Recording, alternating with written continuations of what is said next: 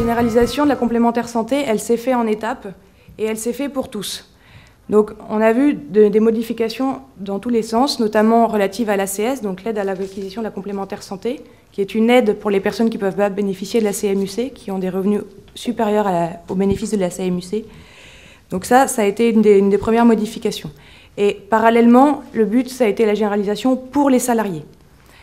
Donc cette généralisation par les salariés, elle a été prônée et demandée par les partenaires sociaux dans l'accord national interprofessionnel du 11 janvier 2013.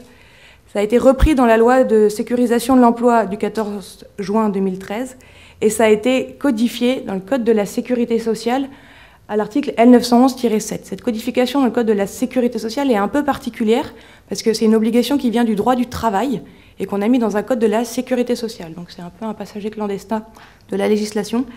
Et enfin, on a eu notre décret du 8 septembre 2014 relatif aux garanties complémentaires d'assurance, donc qui est venu préciser exactement quel était le contenu et les obligations qui pesaient sur les employeurs dans le cadre de cette généralisation. On va le voir, elles sont de plusieurs natures. Ça porte sur les garanties, ça porte sur les cotisations, ça porte sur les salariés couverts, ça porte sur les modalités de mise en place.